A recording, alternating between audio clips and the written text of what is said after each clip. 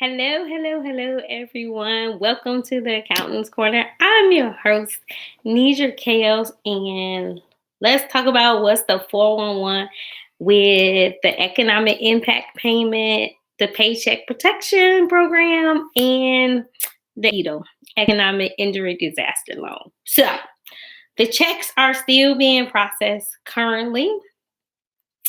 For those that didn't get any last week or the week before, they're coming, they're coming, they're coming.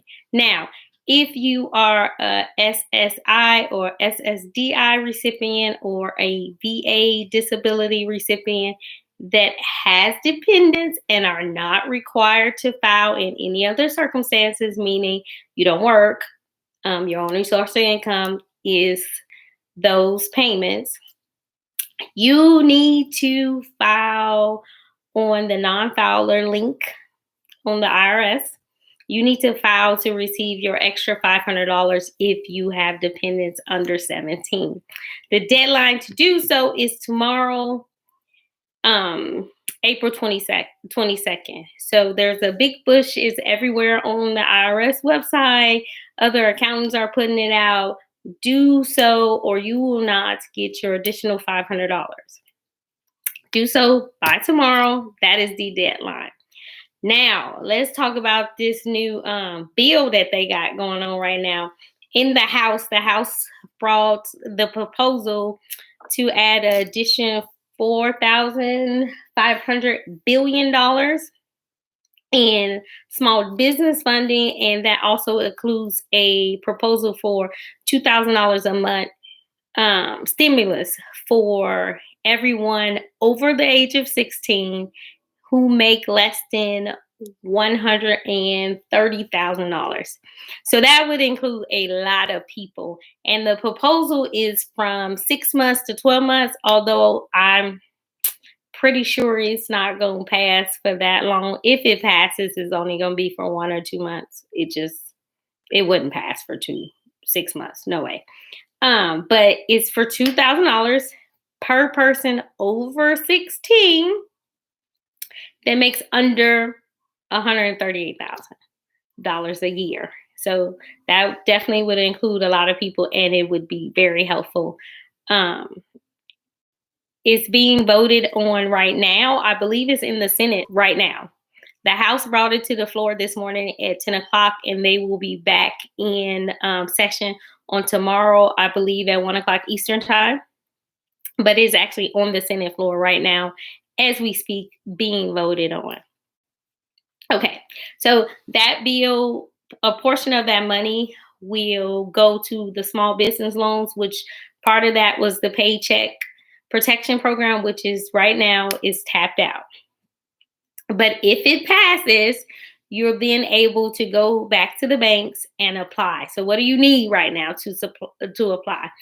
If you are a employer, meaning you have employees, not contractors, you have employees that you pay employment taxes for, you file a 941, you file the W-3s at the end of the year, you issue W-2s at the end of the year. Employees. If you have employees, then you're going to need to submit last year's 941s for all 4 quarters. They're asking for your payroll summaries. Most banks are asking for your payroll summaries from the first quarter of this year. So that's January to March 31st, right? And they're asking now, most of them are still asking for your tax returns. Now, if you are a sole proprietor, meaning you do not have any employees, it's just yourself, or it's yourself and contractors, you can also apply, but you're going to need to have filed or in the process of filing 2019, so that's this year's 1040, because they need a copy of your Schedule C, line 31. That is your net income. Your gross minus your deductions, your net income. That is the amount that they divide by 12 and then multiply by 2.5, and that's how much you're eligible for the Paycheck Protection. Now, remember, this loan is 100% forgivable if you use 75% of it for payroll, and then the additional $25 can be used for mortgage interest, not mortgage principal. It can be used for rent or leasing. It can be used for your regular operation expenses like light bills, cell phone, that kind of stuff. And if you use it in that way and you keep track of it, it can be forgiven. Now, they have not given us the exact process by which the banks will later ask you for your proof that you paid it, you used it for that type of stuff. But I would just say have good bookkeeping, right? Keep your receipts. Make sure everything is organized. If you don't have an accountant, you need one. You need one. You need one. You need one. Okay, now that's the Paycheck Protection Program, but there was also the Economic Injury Disaster Loan, right? And so that was the one that a portion of that $10,000 could be advanced to you, right? And then you could get up to I think the cap was 250,000 if I remember right? And that one has a 10-year payback term, 3%, 3.725%, right? And so that one is also tapped out as of now.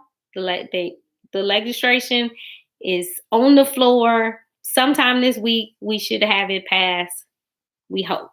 Okay, so for that one, you need to start getting your information together, right? So this one is applied through the SBA website, and right now the portal to apply is not available anymore. But what you would need is basically your tax returns, and you need your EIN number or your social, how many employees you have, if your gross sales, your cost of goods, and your expenses. If they launch the same portal as before, then the streamlined portion is extremely quick. I'm sorry. They just ask for basic information. And once you are approved, this one, EIDL, please note that the EIDL, the Economic Disaster Loan, that one does pull credit. A lot of people have been under the misconception that it doesn't. It's the Paycheck Protection Program that is not attached to your credit, right? It's not secure. But the EIDL loan from the SBA, directly from the SBA, they do pull credit. They do not have a stated recommended credit score. What it says is that your credit has to be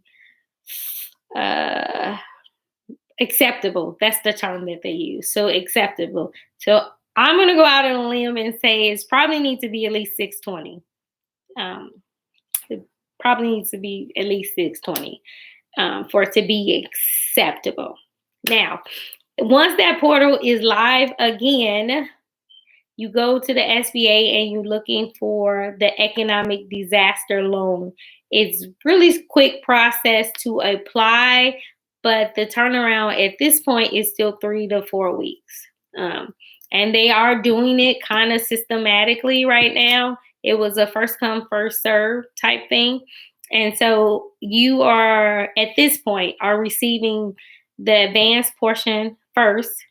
If you qualify for it, you receive that first, and then about 2 days to a week, they'll send you a link to a portal to submit the rest of your documents, and you'll be assigned a loan officer. So that is it for What's the 411. Listen, I will be back tomorrow if these laws pass. It'll give me a whole lot of stuff to read. And when I know, you guys will know. Just like I say, please be patient. Our politicians, whether we like them or not, they're trying their best at this point to get help to us. If you don't have an accountant or a financial advisor, you need one, and you will hear me say that a million times. It's not an expense, it's an investment, and it's an investment in yourself and your future. Like, link up with those that build wealth. And the people who deal with the numbers build wealth, right? All right. So if this information, oh, I have a viewer. Hi. If you have any questions, go ahead and chat that in the chat blocks. Because if not, I'm gonna hop off of here. So let me see. I'll give you a few minutes. So yeah, once I know more, I will give it out.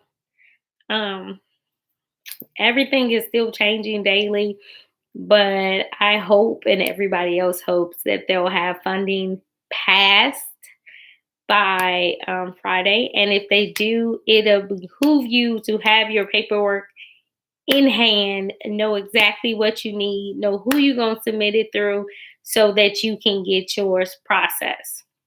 All right, I see that there is no questions. So, if this information was helpful for you at all, do not hide from it. Learn from it and like, share, and subscribe. And have a good day.